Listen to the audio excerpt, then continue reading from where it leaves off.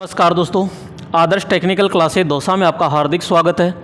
दोस्तों ALP CBT 2 पर जो अपनी सीरीज चल रही है मौके पर चौका सीरीज, इसके अंदर लेकर आए हैं चालक, अचालक और अर्धचालक। जी हाँ, यहाँ पे स्टूडेंट क्या करते हैं कि यहाँ इस पर ध्यान कम देते हैं, लेकिन यहाँ से 2 क्वेश्चन अक्सर पूछ लिया जाता है। तो आइए यहाँ पे आज देखते हैं चालक, अचालक, अर्धचालक पर टॉप 75 क्वेश्चन देखते हैं और उसका व्याख्या सहित पूरा का पूरा अपन क्या करते हैं, निचोड़ करते हैं। आइए, आज का पहला प्रश्न है और आज का पहला प्रश्न ध्यान से समझिएगा।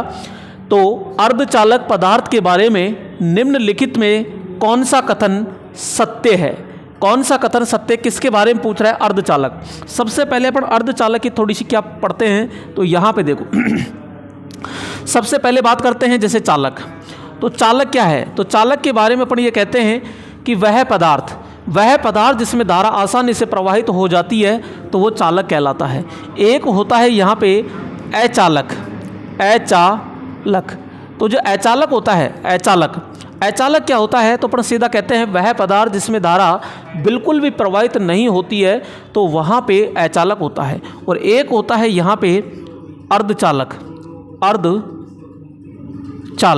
तो ये अर्धचालक। तो एक होता है चालक और एक होता है अर्धचालक। एक होता है चालक, एक होता है अचालक। तो इसमें दोनों के गुण, यानी वह पदार्थ जिसमें चालक और अचालक दोनों के गुण पाए जाते हैं उसी को अपन क्या कहते हैं? अर्धचालक कहते हैं। अर्धचालक की जो परमाणु पदार्थ की जो लास्ट अवस्था होती है उसमें जो इलेक्ट्रॉन होते हैं वो 4 इलेक्ट्रॉन पाए जाते हैं, जबकि अचालक के अंदर ध्यान रखना 4 से ज़्यादा पाए जाते हैं और चालक के अंदर 4 से कम पाए जाते हैं। तो इसमें 4 होने के कारण इसको नाम देते हैं चतुर्थ संयोजी। क्या कहते हैं? चतुर्थ संयोजी कहते हैं। इसको टेट्रावैलेंट के नाम से जाना जाता है। तो यहाँ पे अर्धचालक के अंदर जो प्रतिरोध होता है ये तापमान के क्या होता है? तापमान के विलोम अनुपाती होता है। अगर तापमान बढ़ता है तो प्रतिरोध भी क्या होता है? घटता है। तापमान घटता है तो प्रतिरोध क्या होता है? बढ़ता है। तो ये सारी चीज़ें हैं। तो आइए देखते हैं, एक पदार्थ जिसमें एक विद्युत रोधक यानी इंसुलेटर और एक चालक यानी कंडक्टर की चरम सीमाओं के बीच कहीं चालकता स्तर होता है। ठीक है, एक पदार्थ जो बहुत कम स्तर की चालकता प्रदान करता है, केवल एक तो कैसे करेगा? एक पदार्थ जो शून्य चालकता प्रदान करता है, जी नहीं, ये तो अचालक हो गया पूरा का पूरा। एक पदार्थ जो बहुत उच्च स्तर की चालकता प्रदान करता है, ये तो चालक हो गया। तो यहाँ पे आपसे साफ कह रहा है कि एक पदार्थ जिसमें एक विद्युत रोधक यानी इंसुलेटर का मतलब चालक हो, ठीक है, और एक चालक यानी कंडक्टर की, इंसुलेटर यानी कि अचालक हो गया, और एक चालक यानी कंडक्टर, और कंडक्टर का मतलब हो गया चालक। कंडक्टर दोनों की सीमा, इंसुलेटर और यहाँ पे इंसुलेटर और कंडक्टर दोनों की सीमाओं के बीच, भाई अपन बाहर ये तो कह रहे हैं कि इससे इसका भी गुण हो और इसका भी क्या हो? गुण हो, तो वह अर्धचालक कहलाता है। तो ये कौन सा कथन सत्य है? तो राइट ऑप्शन क्या हो जाएगा? यहाँ ए ऑप्शन होता है। तो यहाँ पे लीजिए अगला, और अगला जो प्रश्न है वो क्या है? तो अगला प्रश्न देखिएगा, और अगला प्रश्न आ चुका है यहाँ पे। तो निम्नलिखित में से किस पदार्थ का उपयोग व्यापक रूप से छोटे डलवा मोल्डेड भागों जैसे दीप धारक यानी लैंप होल्डर, अत्यंत खंड टर्मिनल ब्लॉक और छोटी पट्टिकाओं स्मॉल पैनल के लिए किया जाता है? तो यहाँ पे आपसे क्वेश्चन पूछा जा रहा है कि इन सभी के लिए कौन सा पदार्थ यूज ले रहे हो? एस्बेस्टस, बेकेलाइट, कपास और रेशम और पॉलीविनाइल क्लोराइड। जैसे कि लैंप होल्डर है, ठीक है, तो लैंप होल्डर होता है, तो लैंप होल्डर किसका बना होता है? ये चीज़ें। नेक्स्ट अपन बात करते हैं, कोई भी छोटे रूप है, डलवा मोल्डेड भाग होते हैं जैसे दीप धारक हो गया, टर्मिनल ब्लॉक हो गया, तो ये सबके सब बोलो किसके बनाते हैं? अपन बेकेलाइट के बनाते हैं। बेकेलाइट के अंदर एक भंगुरता का गुण पाया जाता है। भंगुरता का मतलब होता है कि ऐसा पदार्थ जिसके एक चोट मारने पर उसके अनेक टुकड़े हो जाते हैं तो वह उसमें भंगुरता कहते हैं, ब्रिटलनेस कहते हैं। एस्बेस्टस होता है तो ये एक खनिजीय रेशेदार पदार्थ होता है। कौन सा होता है? तो अपन कहते हैं खनिजीय रेशेदार पदार्थ होता है। ठीक है, कपास और रेशम हो गया पॉलीविनाइल क्लोराइड। तो ये पॉलीविनाइल जो क्लोराइड होता है ये PVC होता है। PVC सी। तो ये जो मुलायम केबल होती है उसके ऊपर चढ़ाया जाता है। ठीक है दोस्तों, तो यहाँ पे आपका बी ऑप्शन क्या होता है, राइट होता है। अगला प्रश्न देखिएगा, और अगला प्रश्न है इंसुलेटर के बारे में कहा जाता है कि इसमें प्रतिरोध का ताप गुणांक होता है। इंसुलेटर के बारे में तो यहाँ बात करते हैं इसकी ताप गुणांक की। तो बात करते हैं ताप गुणांक की, तो ताप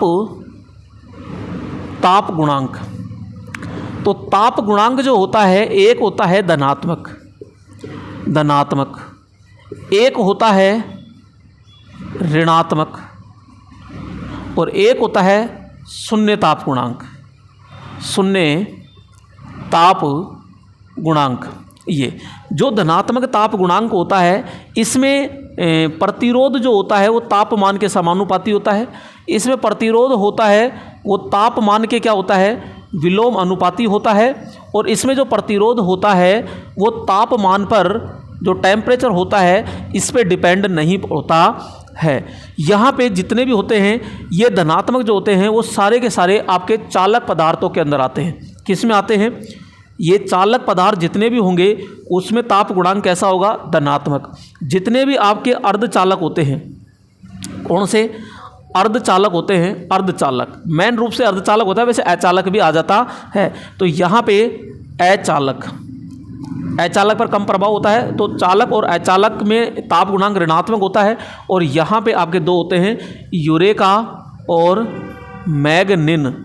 यूरेका और मैग्नीन जो होता है, इन दोनों का शून्य ताप गुणांक होता है। अब क्या पूछ रहा है, इंसुलेटर के बारे में कहा जाता है कि इसमें प्रतिरोध का जो ताप गुणांक होता है, प्रतिरोध का ताप गुणांक होता है वो कैसा मिलेगा। तो भैया इंसुलेटर यानी कि अचालक हो गया, और अचालक में ऋणात्मक होता है।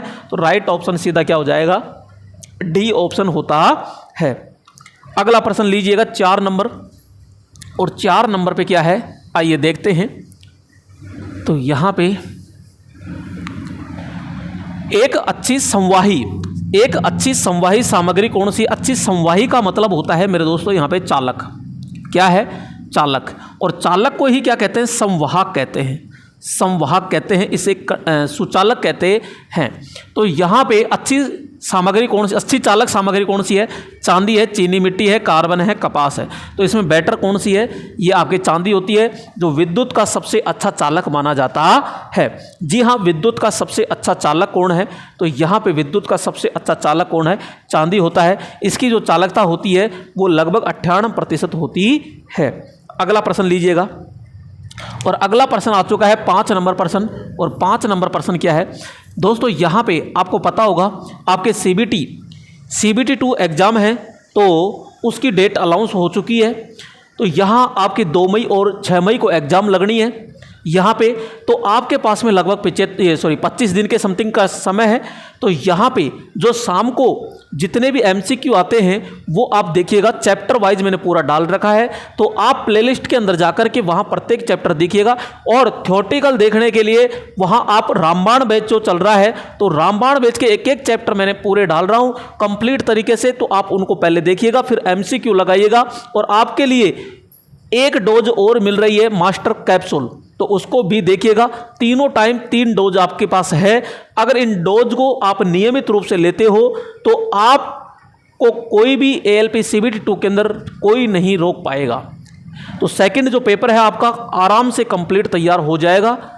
ठीक है, तो 5 नंबर क्वेश्चन क्या कह रहा है, खालिस्तान एक ऐसी सामग्री है जिसमें खालिस्तान के कुछ अभिलक्षण होते हैं। तो भैया कैसे हैं देखिएगा। जैसे अपन बिठाते हैं कि चालक एक ऐसी सामग्री है जिसमें रोधक यानी इंसुलेटर कुछ अभिलक्षण होते हैं। जी नहीं, पॉसिबल ही नहीं है। अर्धचालक इसमें बिठाया। अर्धचालक ऐसी सामग्री है जिसमें चालक और रोधक का मतलब अचालक के गुण अभिलक्षण पाए जाते हैं। बिल्कुल जी हाँ, यही तो कह रहा है कि अर्धचालक तो इसमें आ जाएगा। तो अर्धचालक के अंदर चालक और अचालक दोनों के गुण पाए जाते हैं। तो राइट ऑप्शन क्या हो जाएगा यहाँ पे, बी ऑप्शन होता है। जब तक आपको पूरे गुण पता नहीं होंगे, जब तक पूरी थ्योरी अगर पता नहीं है, तब तक ऐसे प्रश्नों का आप आंसर नहीं दे सकते। इसलिए आपको थ्योरी कंप्लीट पढ़ना जरूरी है। आइए नेक्स्ट 6 नंबर प्रश्न है। और 6 नंबर प्रश्न क्या है कि अर्धचालक में डोपिंग से निम्न में से किसकी मात्रा या मान बढ़ जाता है। तो भैया यहाँ पे आपसे कह रहा है कि अर्धचालक है। क्या है? अर्धचालक है। और जो अर्धचालक है, अर्धचालक दो प्रकार के होते हैं यहाँ पे। एक होता है शुद्ध अर्धचालक और एक होता है अशुद्ध अर्धचालक। शुद्ध अर्धचालक होता है वो जर्मेनियम जीई और एसआई, जर्मेनियम और सिलिकॉन का होता है शुद्ध अर्धचालक, जिसको प्राकृतिक अर्धचालक कहते हैं, नेज अर्धचालक कहते हैं। तो यहाँ पे शुद्ध अर्धचालक के अंदर कुछ क्या मिलाई जाती है? अशुद्धि। यहाँ पे अशुद्धि मिलाकर अपन क्या करते हैं? उसको अशुद्ध अर्धचालक बनाते हैं। इसकी अगर मैं चालकता की बात करता हूँ, चालकता इसकी निम्न होती है, इसकी चालकता उच्च होती है। ठीक है। अगर मैं बात करता हूँ प्रतिरोध की, तो प्रतिरोध इसका ज़्यादा होता है, इसका प्रतिरोध क्या होता है? कम होता है। इसके अंदर होल और इलेक्ट्रॉन जो होते हैं उनकी संख्या बराबर होती है, जबकि इसमें असमान होती है। तो इसके अंदर अशुद्धि मिलाने से इसकी चालकता क्या हो जाती है? बढ़ जाती है। ठीक है। अर्धचालक अब अशुद्धि दो प्रकार की मिलाते हैं। एक यहाँ पी प्रकार पदार्थ तैयार करते हैं, एक एन प्रकार तैयार प्रयोग करते हैं। तो यहाँ पे अगर संयोजी मिलाते हैं तो पी प्रकार बनता है, और पंच संयोजी अगर मिलाते हैं तो एन प्रकार पदार्थ तैयार किया जाता है। तो अर्धचालक में डोपिंग से निम्न में से किसकी मात्रा बढ़ जाती है? तो अपन कहेंगे चालकता की मात्रा बढ़ जाती है। तो राइट ऑप्शन क्या हो जाएगा? यहाँ पे डी होता है। अगला प्रश्न लीजिएगा, और 7 नंबर प्रश्न आ चुका है। और 7 नंबर प्रश्न क्या है, आइए देखते हैं। तो यहाँ पे 7 नंबर है कि एक धात्विक चालक में विद्युत धारा का प्रवाह केवल यानी खालिस्तान के कारण होता है। तो भैया धात्विक चालक है, यानी धात्विक का मतलब हो गया आपके तांबा है, सोना है, चांदी है, एल्यूमिनियम है, पीतल है, टंगस्टन है। चालक धातु में युक्ति में धारा का प्रवाह केवल खालिस्तान के कारण होता है। तो यहाँ पे बात करते हैं धारा के प्रवाह में। तो देखो दोस्तों, यहाँ पे ठोस के अंदर भी धारा जाती है, द्रव में भी धारा जाती है, और गैस के अंदर भी धारा जाती है। और ये तीनों ही कौन से होंगे? तो अपन बात करते हैं चालक। ठोस के अंदर जो धारा जाती है तो केवल मुक्त इलेक्ट्रॉन के कारण प्रवाहित होती है। द्रव के अंदर क्या होता है? यहाँ पे आपका धनायन और ऋणायन दोनों के कारण धारा प्रवाहित होती है, यानी धनायन प्लस ऋणायन। और यहाँ पे मुक्त इलेक्ट्रॉन प्लस में धनायन, यहाँ पे प्लस में ऋणायन, तीनों के कारण धारा प्रवाहित होती है गैसों में। धनायन और ऋणायन दोनों के कारण धारा प्रवाहित होती है द्रवों में। और ठोस के अंदर केवल मुक्त इलेक्ट्रॉन के कारण धारा प्रवाहित होती है। तो ठोस का मतलब हो गया धात्विक चालक। धात्विक चालक है तो ओनली फॉर इलेक्ट्रॉन के कारण राइट ऑप्शन क्या हो जाएगा? यहाँ पे बी होता है। धनायन और ऋणायन दोनों के कारण पूछ ले तो यहाँ पे द्रव चालक कर देंगे, और गैस के अंदर तीनों के द्वारा धारा प्रवाहित होती है। दोस्तों अच्छा प्रश्न है, लेकिन थोड़ा सा सोच समझ के आंसर दीजिएगा। यहाँ धात्विक पूछ लिया, अगर द्रव पदार्थ दे देता तो मामला गड़बड़ हो सकता है। तो यहाँ पे 8 नंबर प्रश्न है, और 8 नंबर प्रश्न क्या है, आइए देखते हैं। एक एक प्रश्न का सुपड़ा साफ करना है, पोस्टमार्टम तरीके से करना है। ठीक है। तो यहाँ पे झटके के साथ नहीं करना, हलाल करते हुए पोस्टमार्टम करना है। तो यहाँ विद्युत सुचालकों की प्रतिरोधकता प्रभावित होती है। भैया सुचालक का मतलब होता है चालक, सुचालक का मतलब चालक। तो विद्युत चालकों की प्रतिरोधकता प्रभावित होती है तापमान पर, दबाव पर, संगठन और उपरोक्त सभी। तो यहाँ पे बात करते हैं, कोई भी चालक तार है, चालक तार में विद्युत चालकों की प्रतिरोधकता अगर प्रभावित होती है तो तापमान पर होती है। ठीक है। दबाव, संगठन और उपरोक्त सभी। तो भैया प्रतिरोधकता का मतलब क्या है? रजिस्टिविटी। और रजिस्टिविटी जो होती है वो तापमान पे तो होती है, और एक होती है पदार्थों की किस्म पर।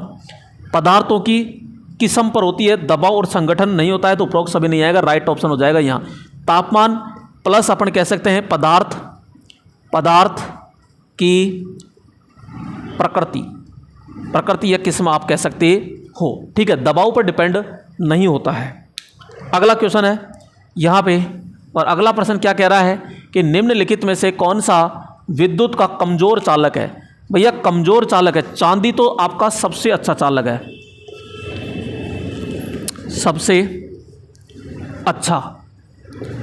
सबसे अच्छा क्या है? चालक है। एल्यूमिनियम है जो आपके ACSR तारों में प्रयोग किया जाता है, ज़्यादातर ACSR तारों में सबसे ज़्यादा प्रयोग करते हैं। तांबा जो होता है, ये जो होता है ये आपके घरेलू वायरिंग होती है, यानी कि तार बनाने में या केबल केबल बनाने में, बस बार, इस सब में प्रयोग करते हैं। और शुद्ध पानी है, शुद्ध पानी आपका अचालक होता है। शुद्ध पानी क्या होता है? अचालक है। अचालक तो सबसे कमज़ोर यही होता है, तो राइट ऑप्शन क्या हो जाएगा यहाँ पे? डी ऑप्शन होता है। नंबर 1 पे आता है ये, नंबर 2 पे आता है ये, और नंबर 3 पे आता है ये, चालकता के अनुसार। ठीक है, अगला प्रश्न आता है आपके 10 नंबर प्रश्न। और 10 नंबर प्रश्न क्या कह रहा है, आइए इसको भी अपन देखते हैं। और 10 नंबर प्रश्न कह रहा है कि एक अवरोधक पर चांदी वाली अवरोधक यानी प्रतिरोध पर चांदी वाली पट्टी के लिए सहनशीलता कितनी होती है? तो यहाँ प्रतिरोध है, और प्रतिरोध के अंदर अपन देखते हैं कि चांदी वाली पट्टी है यानी कि GSN। तो यहाँ पे गोल्ड के अंदर होती है ±5%। गोल्ड का पूछ रहे तो सिल्वर के अंदर होता है ±10%। और यहाँ नो कलर जब कोई रंग नहीं देता है तो प्लस माइनस आता है 20%। अब सिल्वर का पूछ रहा है, चांदी का पूछ रहा है, तो प्लस माइनस कितना आ जाएगा? 10%। राइट ऑप्शन क्या हो जाएगा यहाँ पे? बी ऑप्शन होता है। अगला प्रश्न आता है मेरे दोस्तों यहाँ पे ये, H श्रेणी के विद्युत रोधी ऊष्मारोधी का सीमित तापमान क्या है? दोस्तों यहाँ पे विद्युत रोधी की बात कर रहा है यानी अचालक की बात कर रहा है। और अचालक की बात कर रहा है तो अचालक को तापमान के आधार पर अलग अलग भागों में बांटा गया है। तो कौन कौन से किसको बांटा गया है?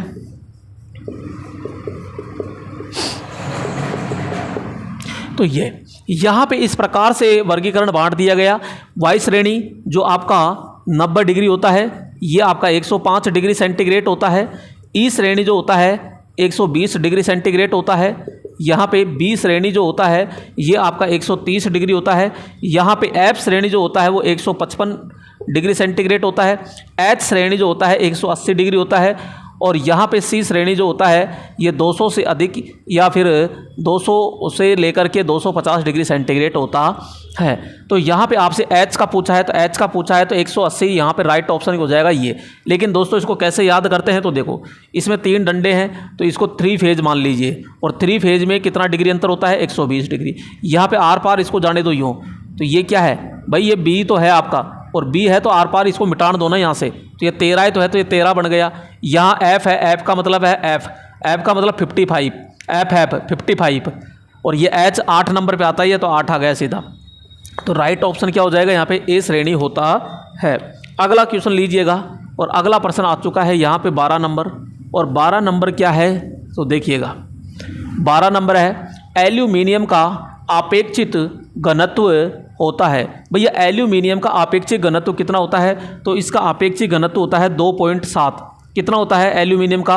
तो एल्यूमिनियम का अपेक्षित घनत्व होता है 2.7।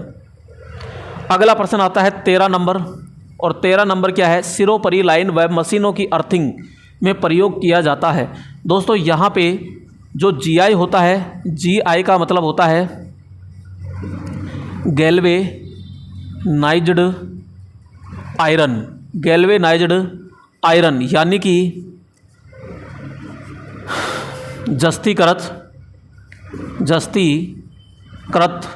लोहा। ये जो होता है ये लोहा होता है, लोहे के ऊपर पॉलिश की जाती है, किसकी? जस्ते की, जिसे जस्तीकृत लोहा कहते हैं। तो जितने भी अपने सिरोपरी लाइन होती है उसके जो अर्थिंग तार होते हैं वो, या मशीनों के अर्थिंग होते हैं, तो किसके बनाए जाते हैं? तो वो GI के बनाए जाते हैं। स्टील वायर सिरोपरी जो लाइन होती है आपकी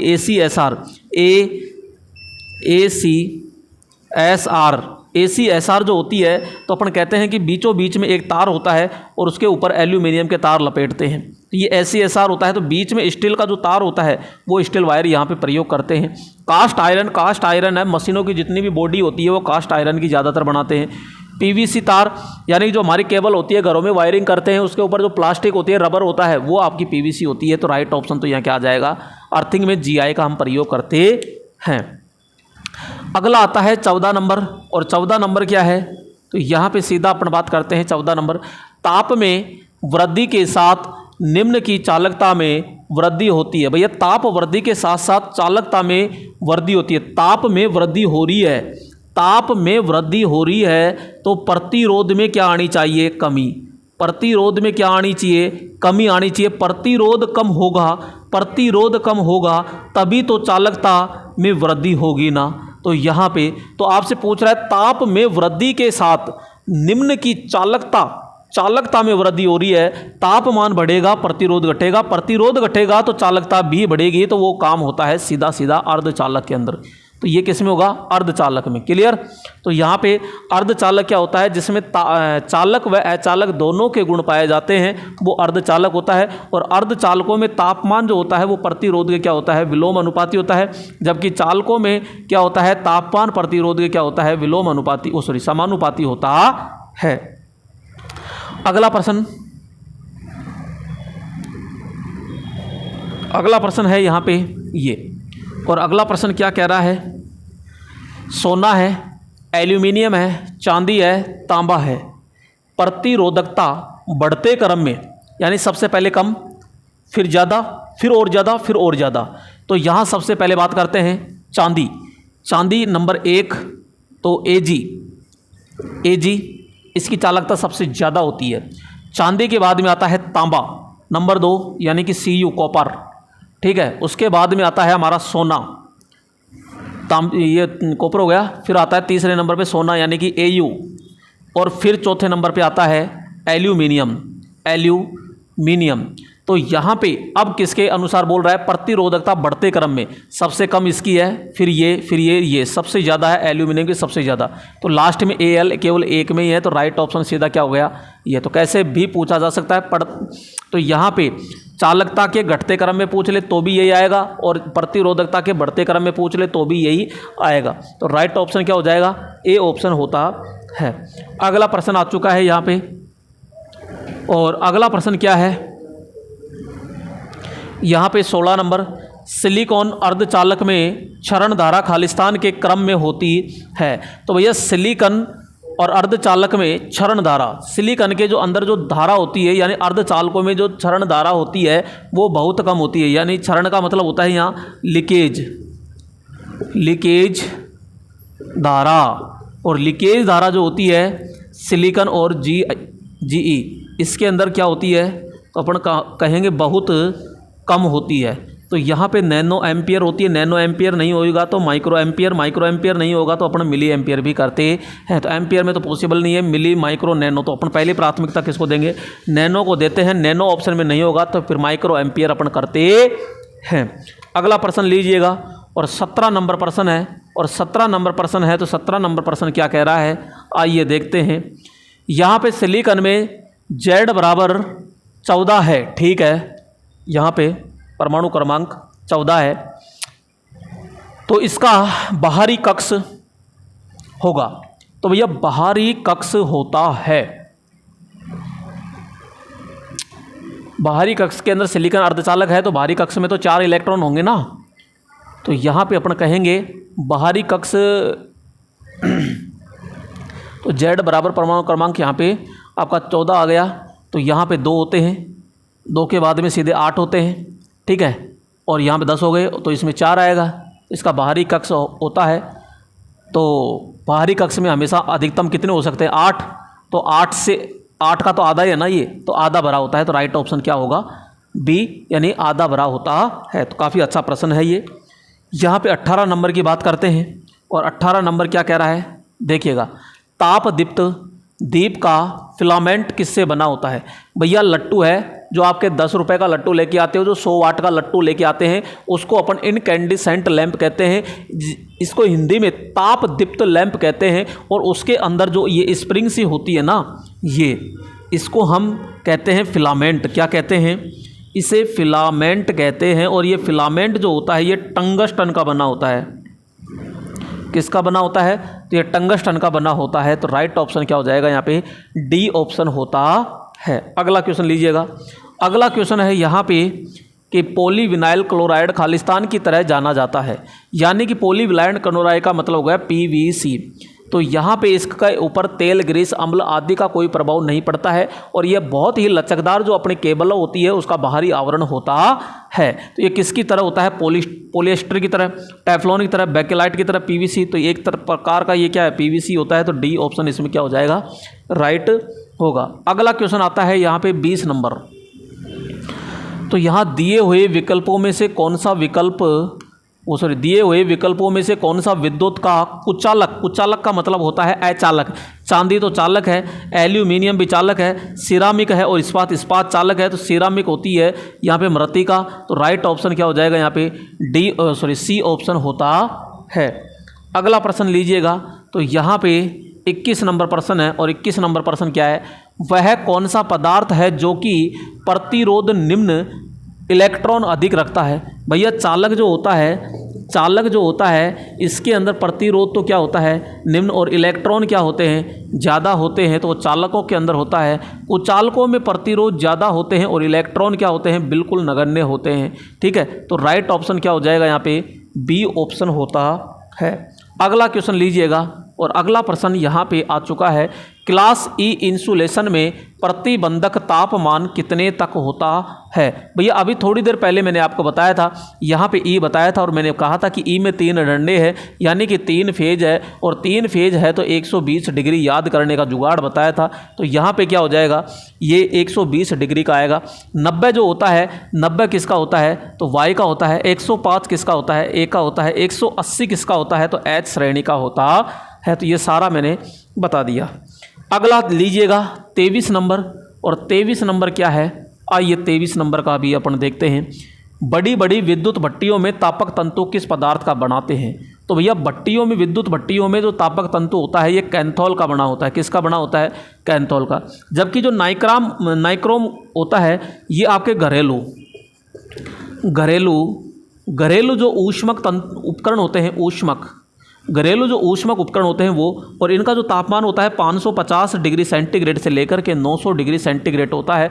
जबकि कैंथोल का जो होता है वो 1250 डिग्री सेंटीग्रेड से लेकर के 1400 डिग्री सेंटीग्रेड तक होता है। ठीक है, तांबे का उपयोग तो अपन नॉर्मल करते ही हैं। टंगस्टन ये फिलामेंट के रूप में अपन प्रयोग करते हैं, जो 1400 डिग्री सेंटीग्रेड, इसका गलनांक होता है 1400 डिग्री सेंटीग्रेड। तो ये तो राइट ऑप्शन क्या हो जाएगा यहाँ पे सी ऑप्शन होता है। अगला प्रश्न लीजिएगा, और अगला प्रश्न है 24 नंबर, और 24 नंबर क्या है तो देखो 24 नंबर प्रश्न है। तो यहाँ पे अपन देखते हैं कि इंसुलेटिंग सामग्री का मुख्य गुण निम्न में से क्या होता है। तो इंसुलेटिंग है सामग्री का मुख्य गुण क्या होता है। भैया इंसुलेटर होता है तो इंसुलेटर का जो परावैद्युतिक सामर्थ्य है वो क्या होनी चाहिए, काफ़ी ज़्यादा होनी चाहिए। लो मेल्टिंग पॉइंट होता है, हाई डाइलेक्ट्रिक स्ट्रेंथ, यही तो बात सही है। तो यही तो पूछ रहा है गुण में से क्या होता है, तो हाई डाइलेक्ट्रिक स्ट्रेंथ होती है, यानी उच्च परावैद्युतिक सामर्थ्य होनी चाहिए, जिसको किस में मापा जाता है तो अपन कहते हैं केवी प्रति mm के अंदर मापा जाता है। ठीक है, तो राइट ऑप्शन क्या हो गया यहाँ पे बी ऑप्शन होता है। अगला आता है यहाँ पे 25 नंबर, मोटर वाइंडिंग के लिए कौन सा तांबा प्रयोग किया जाता है। तो भैया मोटर वाइंडिंग के लिए कौन सा तांबा प्रयोग करेंगे। भैया मोटर वाइंडिंग के लिए जो होता है ये विद्युत रोधी तांबा तार कह दीजिए। इसको आप क्या कह सकते हो, इसको इनेमल्ड तांबा तार कह सकते हो। तांबा तार, विद्युत रोधी तांबा तार। ठीक है, यहाँ पे, और इसे अपन इनेमल्ड हो गया, और इसे अलनीकृत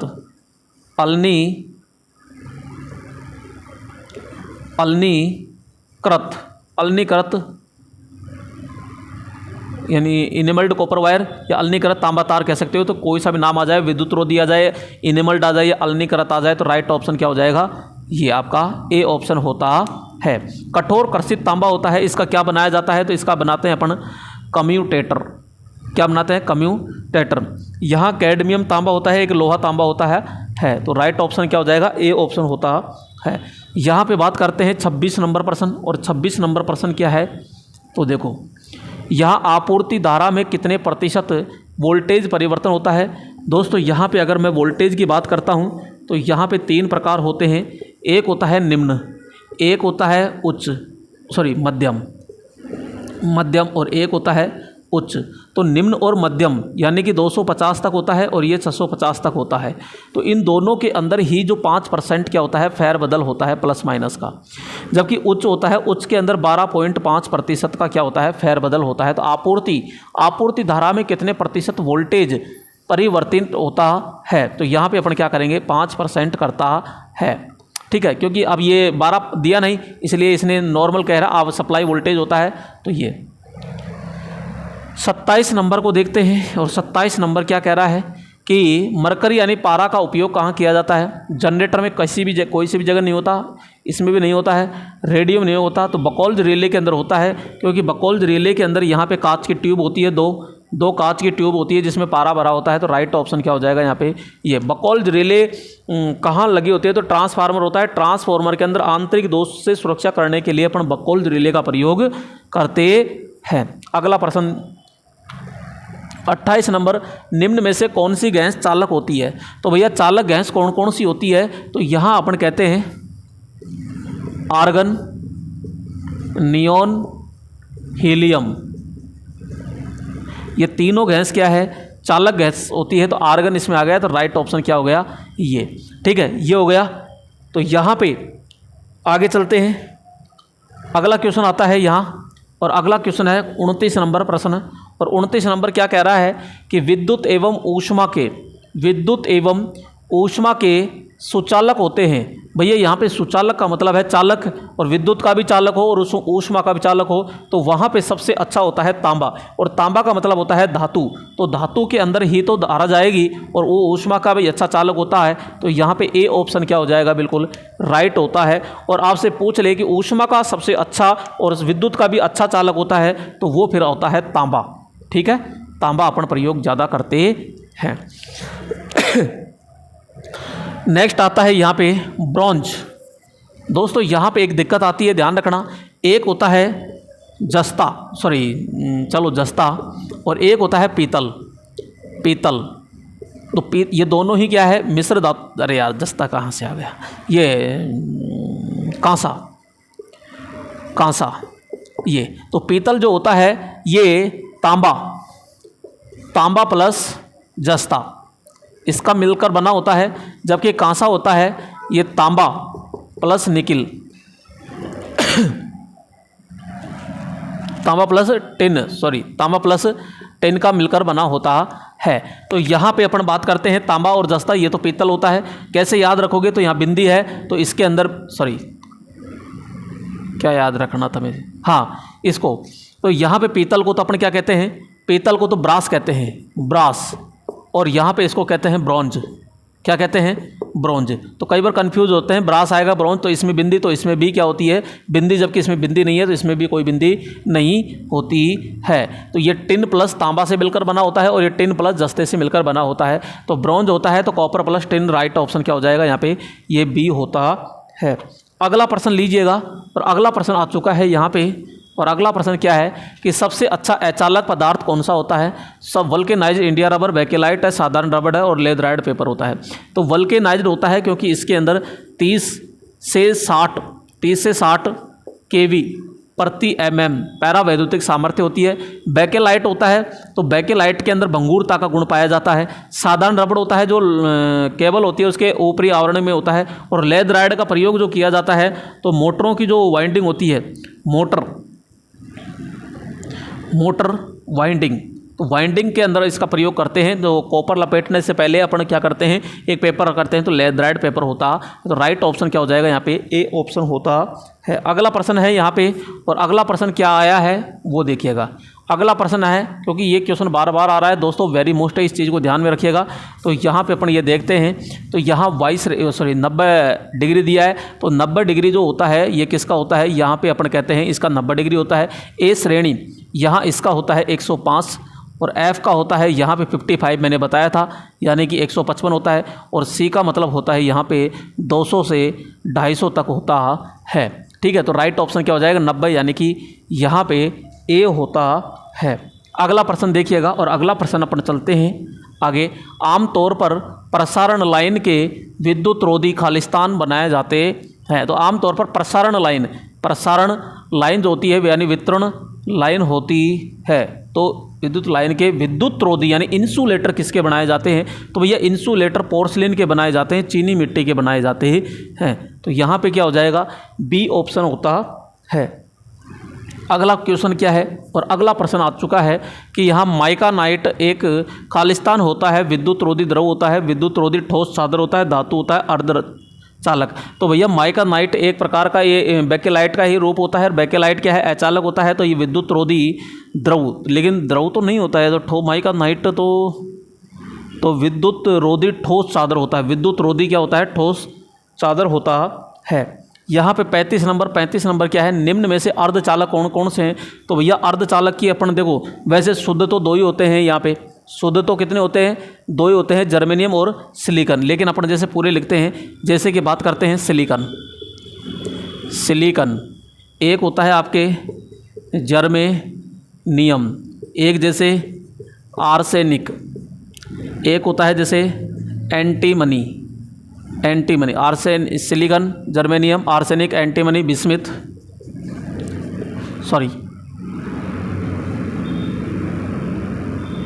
पोलेरियम, टेलेरियम, बोरॉन, यहाँ पे सिलीनियम, एक आपके कार्बन। तो सिलिकॉन है, जर्मेनियम है, आर्सेनिक है, एंटीमनी है, यहाँ पोलेरियम है, टेलेरियम है, बिस्मिथ होता है भाई,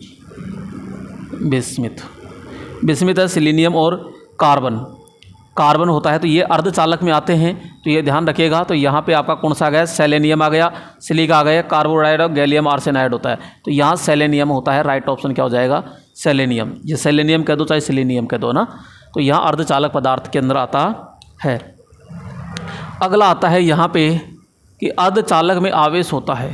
तो भैया अर्धचालक में कौन से आवेश होते हैं। तो अर्धचालक में आवेश कौन से होंगे, केवल इलेक्ट्रॉन होगा, केवल होल्स होते हैं, आयन होता है, ए और बी दोनों। तो भैया यहाँ पे जो आवेश होंगे वो इलेक्ट्रॉन और होल यानी धनायन और ऋणायन दोनों ही होते हैं। तो राइट ऑप्शन क्या हो जाएगा, यहाँ पे डी ऑप्शन होता है। अगला क्वेश्चन है यहाँ पे, और अगला क्वेश्चन क्या है कि दिक् परिवर्तक यानी कम्यूटेटर खंड के बीच उपयोग किया जाने वाला विद्युत रोधी पदार्थ कौन सा होता है। भैया यहाँ पे अपन बात करते हैं कि डीसी मशीन होती है, डीसी मशीन के अंदर घूमने वाला भाग होता है आर्मेचर। तो यहाँ पे ये होता है, यहाँ पे ये होता है। तो ये जो पत्ती होती है ये कठोर तांबे की बनी होती है, जिसको सेगमेंट्स कहते हैं। और दो सेगमेंट्स के बीच में यहाँ पे अचालक भरा जाता है, और अचालक जो होता है वो माइका यानी अब्रक हम प्रयोग करते हैं। तो राइट ऑप्शन क्या हो जाएगा, यहाँ पे बी ऑप्शन होता है। अगला क्वेश्चन होता है यहाँ 38 नंबर, और 38 नंबर क्या कह रहा है, ऐसा कौन सा पदार्थ है जिसका ताप क्रम बढ़ाने पर उसका प्रतिरोध घटेगा। ताप बढ़ाने पर, ताप बढ़ाओ तो उसका क्या प्रतिरोध घट जाए। तो भैया ऐसा तो केवल अर्धचालक ही होता है, अर्धचालक होता है। और अर्धचालक के रूप में कौन है फिर, कार्बन। तो राइट ऑप्शन क्या हो जाएगा, यहाँ पे बी होता है। जबकि ये तीनों जो होते हैं ये आपके क्या होते हैं, चालक होते हैं। तो यहाँ टंगस्टन का उपयोग कहाँ करते हैं, टंगस्टन का उपयोग अपन फिलामेंट में करते हैं, नाइक्रोम का उपयोग यहाँ पे आपका हीटिंग तंतु में करते हैं। और मैग्नीज का प्रयोग, मैग्नीन होता है, वैसे मैग्नीज भी होता है, मैग्नीन होता है। तो मैग्नीन का उपयोग अपन प्रतिरोध में करते हैं। तो राइट ऑप्शन क्या हो जाएगा, यहाँ बी।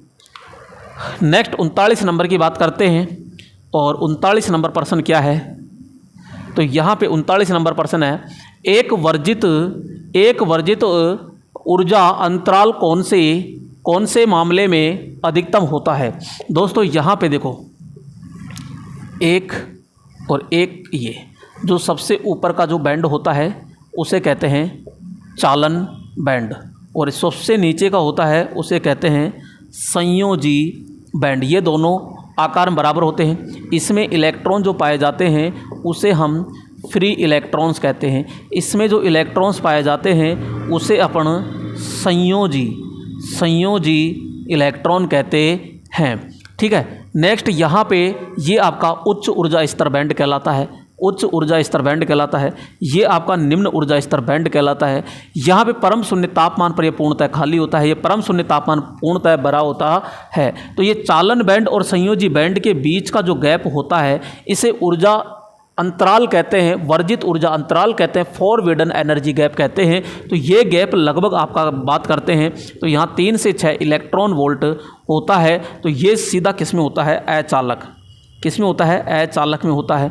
जबकि यहाँ बात करते हैं इस प्रकार से, ये तो ये गैप होता है, ये बहुत कम होता है, लगभग 1 इलेक्ट्रॉन वोल्ट के बराबर होता है। वही आपका ये चालन बैंड कहलाएगा, ये संयोजी बैंड कहलाता है। तो ये होता है किसमें, अर्धचालक में। किसमें होता है, अर्धचालक में होता है। जबकि यहाँ इस प्रकार से होता है ये, तो ये किस में होता है, यहाँ चालक में। तो यहाँ पे अगर मैं ऊर्जा बैंड की बात करता हूँ, ऊर्जा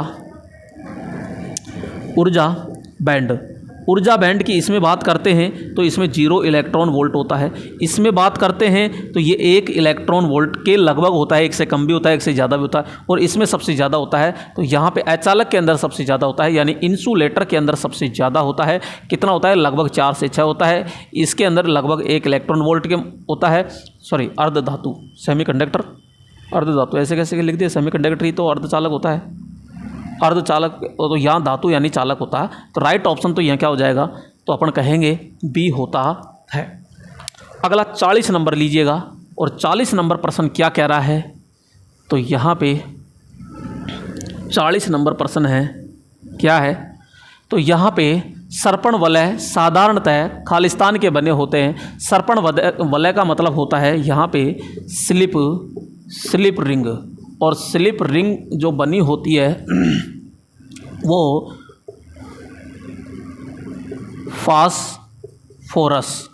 फास्फोरस किसकी बनी होती है, तो ब्रॉन्ज की बनी होती है। तो राइट ऑप्शन क्या होगा यहाँ पे, डी ऑप्शन होता है। अगला प्रश्न लीजिएगा, और अगला प्रश्न आ चुका है यहाँ पे 41 नंबर, और 41 नंबर क्या है, इंसुलेशन प्रतिरोध किसमें मापा जाता है। तो भैया इंसुलेशन जो प्रतिरोध होता है, इंसुलेशन को अपन क्या कहेंगे, अचालक प्रतिरोध कहते हैं। अचालक प्रतिरोध जो होता है, इसका जो देखो अचालक प्रतिरोध है तो इसका मान बहुत ज़्यादा होता है, और मान ज़्यादा होता है तो अपन केबल जो भी होती है तो अचालक वो कम से कम 1 मेगा ओम होना चाहिए। तो इसका जो मापा जाता है वो मेगाहर्ट्ज़ से मापा जाता है, और किस में मापा जाता है, तो मेगा ओम में मापा जाता है। तो यहाँ पे मेगा ओम में मापा जाता है। और पूछ ले कि मेगा ओम किस में मापता है, तो मेगाहर्ट्ज़ के द्वारा मापा जाता है। किलो ओम, ओम और मिली ओम, तो यहाँ अगर मिली ओम होता है तो ये आपके किसके द्वारा, केल्विन ब्रिज के द्वारा माप लिया जाता है। जबकि ओम, ये किलो ओम आपके व्हीट स्टोन द्वारा माप लेते हैं। अगला क्वेश्चन यहाँ पे देखिएगा कि पीतल, यहाँ पे पीतल खालिस्तान की एक मिश्र धातु होती है। तो भैया पीतल खालिस्तान की एक मिश्र धातु होती है। तो तांबे और जस्ते में, सीसा और टिन में, तांबा और शीशे और तांबा और टिन। तो पीतल जो होती है, याद रखिएगा सीधा पिताजी, यानी P फॉर पीतल, और पीतल बनता है ता फॉर तांबा, और G फॉर जिंक बोले तो जस्ता, जिंक। तो ये तांबा और जिंक के साथ मिलकर बना होता है, तांबा और जस्ता, यानी राइट ऑप्शन क्या हो गया, ए ऑप्शन होता है। अगला क्वेश्चन लीजिएगा, और अगला प्रश्न आ चुका है यहाँ पे, ये चालक पदार्थ में ऊर्जा गैप का मान कितना होता है। भैया चालक पदार्थ में अपन कहते हैं 0 इलेक्ट्रॉन वोल्ट होता है। चालक पदार्थ में 0 इलेक्ट्रॉन वोल्ट होता है। तो अर्धचालक के अंदर कितना होता है, कमेंट करके ज़रूर बताइएगा दोस्तों आप। यहाँ पे 44 नंबर की बात करते हैं, तो 44 नंबर प्रश्न है, चालक पदार्थ के परमाणु की संयोजी कक्षा में इलेक्ट्रॉन की संख्या कितनी होती है। चालक पदार्थ है तो भैया यहाँ पे देखो, परमाणु की अंतिम कक्षा में पूछ रहा है ना, परमाणु संयोजी कक्षा में इलेक्ट्रॉन की संख्या कितनी होती है। हाँ जी, संयोजी कक्षा का मतलब अंतिम कक्षा होती है। तो यहाँ अगर चालक पूछता है, तो चालक में 4 इलेक्ट्रॉन से क्या होता है, कम होता है। यहाँ अचालक पूछे तो अचालक में 4 इलेक्ट्रॉन से ज़्यादा, और भैया अर्धचालक पूछे तो अर्धचालक में फिक्स 4 होता है। तो 4, इसमें चालक पूछ रहा है तो 4 से कम होता है, 4 से अधिक है तो ये हो गया अचालक, और ये हो गया अर्धचालक। ठीक है, तो राइट ऑप्शन सी ऑप्शन। अगला लीजिए यहाँ पे, और अगला प्रश्न क्या है, तो ये देखिएगा। तो दोस्तों एक बात और ध्यान रखिएगा, कल सुबह बहुत इम्पोर्टेंट क्लास आने वाली है, और वो रहेगी आपके किसकी, डीसी जनरेटर की। तो आप देखना ना भूले, क्योंकि डीसी जनरेटर अब यानी कल से जो है मशीन पूरी चालू हो जाएगी, और मशीन बैक टू बैक एक चैप्टर आता रहेगा। डीसी जनरेटर के बाद में डीसी मोटर आएगी, फिर ट्रांसफार्मर, इस तरह 3 phase, single phase, synchronous alternator, इस तरह पूरे के पूरे चैप्टर आएंगे और बहुत अच्छे से समझाया गया है। तो आप ज़रूर देखिएगा और वहाँ पे जो भी चीज़ अच्छी लगे तो ज़रूर कमेंट करके बताइएगा। और अभी तक चैनल को आपने सब्सक्राइब नहीं किया है तो चैनल को ज़रूर सब्सक्राइब कीजिए, अपने दोस्तों को ज़रूर शेयर कीजिएगा, क्योंकि मेरे दोस्तों यहाँ पे आप दोस्तों को शेयर नहीं करोगे तब तक अपना परिवार बड़ा नहीं होगा। और मैं नहीं चाहता कि अपना परिवार छोटा रहे औरों की तुलना में, क्योंकि अच्छा मैटर दे रहे हैं, ये चीज़ तो आपको पता है पूरा। कौन सा चालक तार स्टैंडर्ड मानक के रूप में माना जाता है? तो भैया यहाँ पे अनेक तारों को ऐंठ कर बनाया जाता है तो वो स्टैंडर्ड चालक तार कहलाता है? नहीं है। एल्यूमिनियम का होता है, तांबे का होता है, लोहे का होता है, चांदी का होता है। तो भैया यहाँ पे सबसे ज़्यादा जो यूज लेते हैं वो कौन सा लेते हैं? घरों की वायरिंग होती है उसमें तांबा ही यूज लेते हैं, तो राइट ऑप्शन क्या हो जाएगा यहाँ पे? तांबा होता है। एल्यूमिनियम जो होता है तांबे की तुलना में, देखो एल्यूमिनियम की जो चालकता होती है तांबे की तुलना में, अगर इसमें 100% है तो इसमें 60% क्या होती है? चालकता होती है। इसके लोहे का जो विशिष्ट प्रतिरोध होता है तांबे की तुलना में लगभग कितना होता है? 8 गुना अधिक होता है, 8 गुना अधिक। और सबसे बेस्ट जो होता है, सबसे अच्छा और सबसे अच्छा विद्युत का जो चालक होता है वो कौन है? चांदी होती है। अगला प्रश्न लीजिएगा 46 नंबर। और 46 नंबर क्या है? तो आइए देखते हैं 46 नंबर। निम्न में से किस पदार्थ का प्रतिरोध यानी आकार सबसे बड़ा होता है? प्रतिरोध का आकार, यानी सीधा कह दो ना कि प्रतिरोध सबसे ज़्यादा होता है। प्रतिरोध सबसे ज़्यादा होता है, सबसे यानी कि तांबा होता है, बेकेलाइट होती है, अब्रक होती है, पोर्सलिन होती है। तो निम्न में से किस पदार्थ का आकार सबसे बड़ा होता है? तो भैया बेकेलाइट है, अब्रक है, पोर्सलिन। तो यहाँ पे राइट ऑप्शन करेंगे अपन पोर्सलिन, क्योंकि यह हाई वोल्टेज में इनमें सब में किसका प्रयोग करते हैं अपन? डी यानी पोर्सलिन का अपन प्रयोग करते हैं। अगला प्रश्न आता है कांस्टेंट। कांस्टेंट यानी स्थिरांक में खालिस्तान शामिल होता है? चांदी और टिन, तांबा और टंगस्टन, निकल और चांदी, और तांबा और निकल। जी हाँ, तो यहाँ पे राइट ऑप्शन क्या हो जाएगा? डी ऑप्शन होता है। तांबा और निकल का प्रयोग करके अपन कांस्टेंट अपन यूज करते हैं। अगला यहाँ पे 48 नंबर। और 48 नंबर क्या है? सीसा किस अयस्क द्वारा प्राप्त किया जाता है? तो भैया सीसा किस अयस्क द्वारा? Galena, sulphate of lead, carbonate of lead और ये सभी। तो भैया सीसा जो होता है ये सभी के द्वारा, यहाँ तीनों क्या है इसके अयस्क हैं, तो सभी के द्वारा सीसा प्राप्त किया जाता है।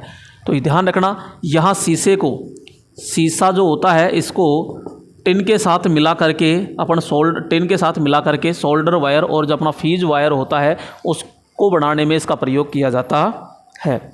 अगला प्रश्न आता है 49 नंबर 49।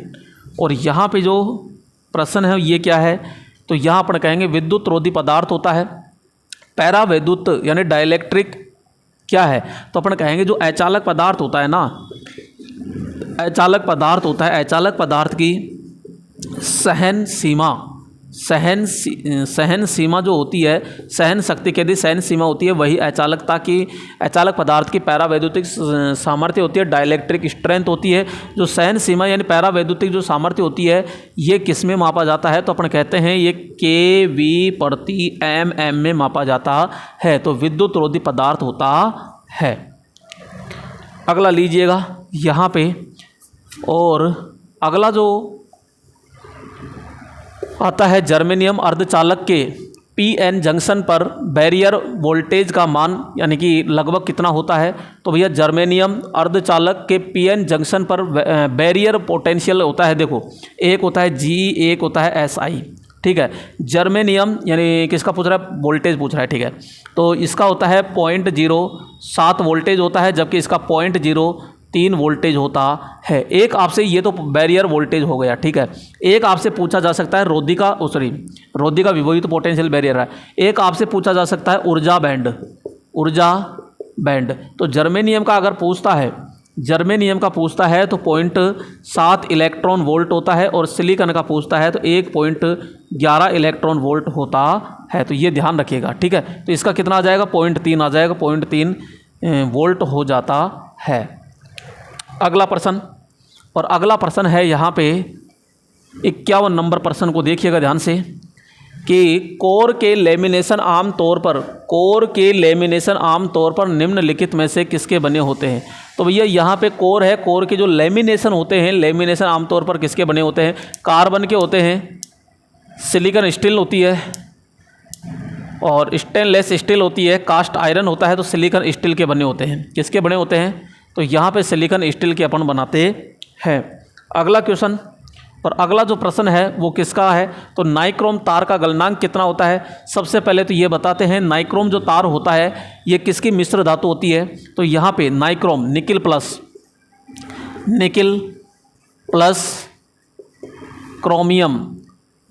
क्रोमियम और इसका यूज कहाँ करते हैं, तो यहाँ पे इसका उपयोग हीटिंग उपकरण में ऊष्मक तंतु के लिए, और इसका जो गलनांक होता है लगभग 1400 डिग्री सेंटीग्रेड होता है। तो राइट ऑप्शन सीधा क्या हो जाएगा, यहाँ पे अपन सीधा करेंगे, बी ऑप्शन होता है।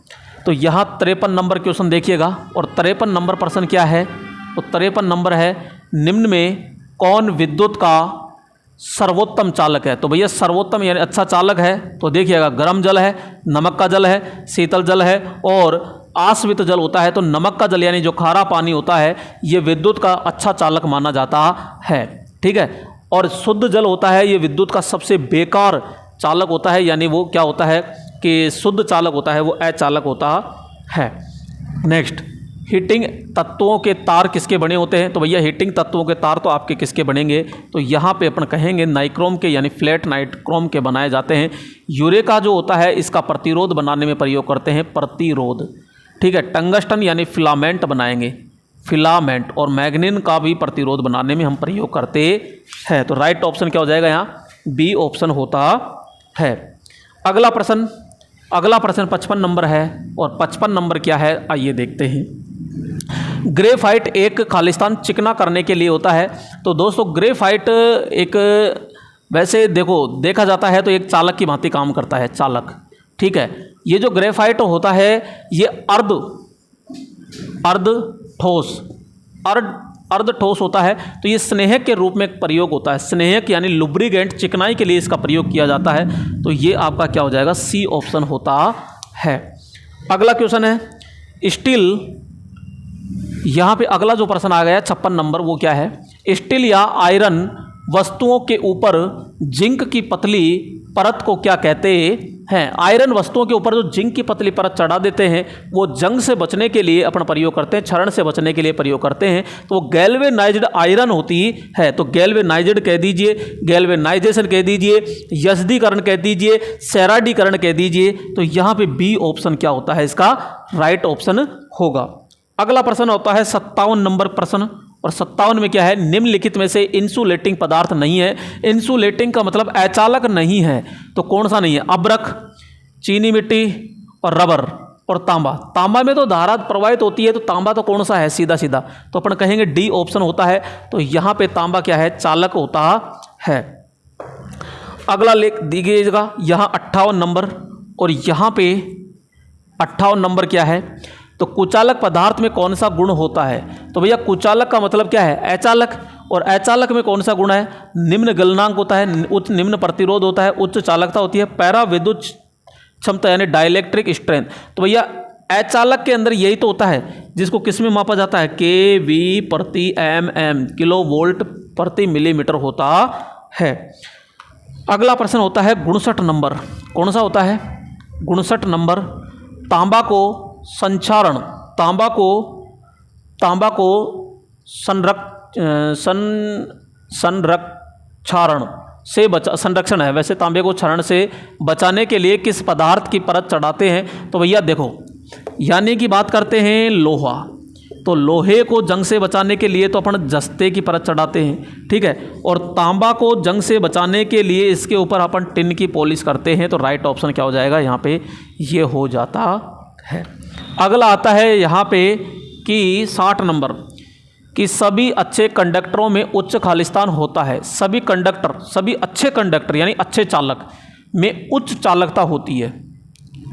भाई कह रहा है उच्च तो चालकता ही होगी ना, तो विद्युतीय और उच्च सुचालकता होती है, उसमें सही बात है।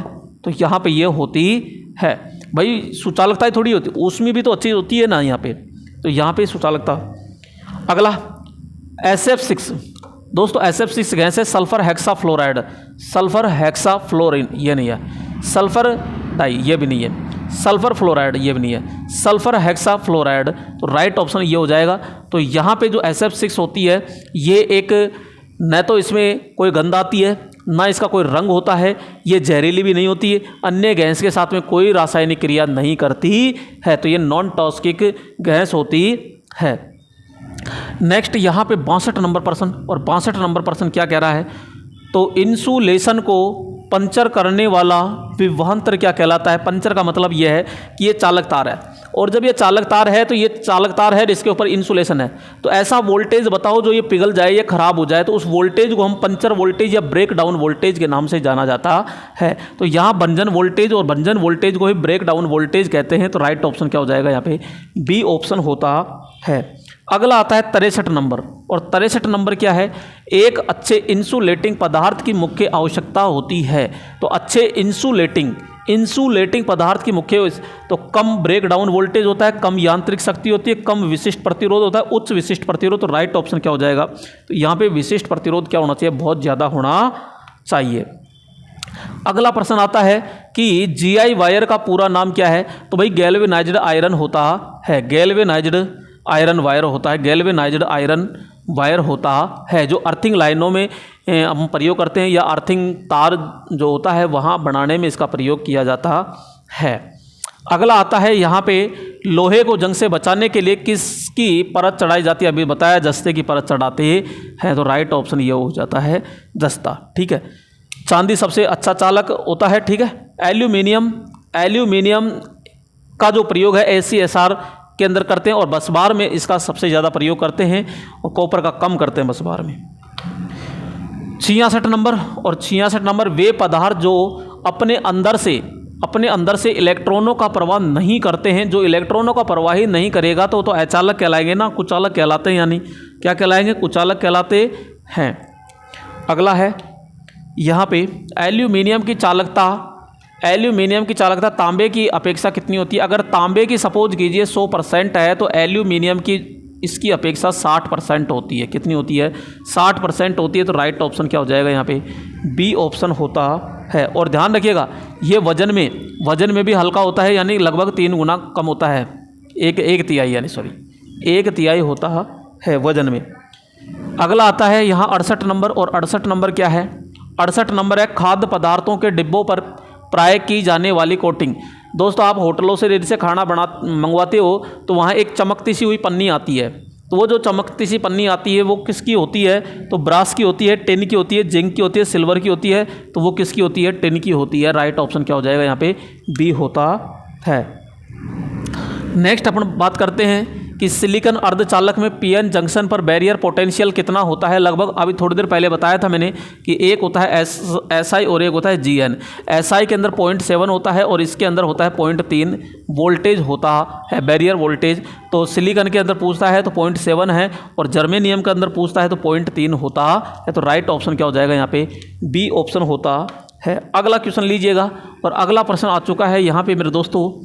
यहाँ पे चांदी का गलनांक कितना होता है, तो चांदी का तो भैया 960 होता है। चांदी का कितना होता है, 960 होता है। अगला यहाँ पे प्रतिरोध खालिस्तान बने होते हैं। भैया प्रतिरोध किसके बने होते हैं, तो यूरेका के, फ्लैट नाइक्रोम के, टंगस्टन के, तांबे का। तो अपन कहेंगे यूरेका, या फिर अपन कहते हैं मैग्नीन। तो इसके बने होते हैं। टंगस्टन का फिलामेंट बना होता है, और तांबा अपन नॉर्मली यूज लेते ही है। ग्रेफाइट क्या है, तो भैया ग्रेफाइट अभी जस्ट बताया था, ग्रेफाइट एक चालक की भांति काम करता है, और ये अर्धठोस पदार्थ होता है। अर्धठोस पदार्थ होता है, ठोस तो नहीं होता, अर्धठोस होता है, तो तरल नहीं होता, चालक होता है, चालक की भांति खूब आसानी से काम करता है। अगला 53 नंबर है, और 53 नंबर क्या है, तो निम्न में से इंसुलेटिंग पदार्थ है। तो अब्रक है, चीनी मिट्टी है, रबर है, सभी। तो राइट ऑप्शन क्या है यहाँ पे, सभी होता है। 74 नंबर, चालक पदार्थ के ऊर्जा गैप का मान कितना होता है। चालक पदार्थ कि ऊर्जा गैप का मान कितना होता है। तो भैया ऊर्जा गैप का चालक का तो 0 होता है, 0 इलेक्ट्रॉन वोल्ट होता है, जबकि अचालक का होता है जो 3 से 6 इलेक्ट्रॉन वोल्ट होता है। अर्धचालक का होता है जो आपका कितना होता है, लगभग 1 इलेक्ट्रॉन वोल्ट होता है। दोस्तों यहाँ पे अभी तक प्लीज़ आपने चैनल को सब्सक्राइब नहीं किया है तो प्लीज़ आप रिक्वेस्ट है आपसे कि चैनल को सब्सक्राइब कीजिए और शेयर ज़रूर कीजिएगा, क्योंकि जब तक आप शेयर नहीं करोगे तब तक अपना परिवार आगे नहीं बढ़ेगा दोस्तों। और आपके लिए अब बहुत ही अच्छे अच्छे वीडियो लेकर आऊँगा और यहाँ पे अच्छी अच्छी क्लास होगी, क्योंकि अब मैं पूरा शेड्यूल तैयार कर रहा हूँ। तो आपको मैं कल ज़रूर बताऊँगा कि यहाँ पे पूरे 25 दिन तक क्या क्या अपन करने वाले हैं। तो इसके लिए एक सेपरेट वीडियो मैं लेकर आ रहा हूँ, लेकिन तब तक आप चैनल को सब्सक्राइब नहीं किए हैं तो प्लीज़ चैनल, क्योंकि मैं ये देख रहा हूँ क्योंकि डाटा मेरे पास पूरा रहता है।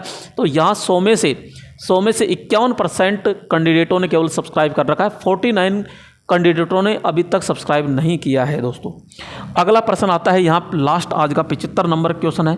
और 75 क्या है कि चालक पदार्थों में परमाणु संयोजी कक्षा में इलेक्ट्रॉन की संख्या कितनी होती है। तो चालक पदार्थों में अपन कहेंगे 4 से कम होती है, और 4 से अधिक होती है तो ये तो क्या होता है, अचालक है। और 4 होती है तो ये हो जाता है भैया अर्धचालक।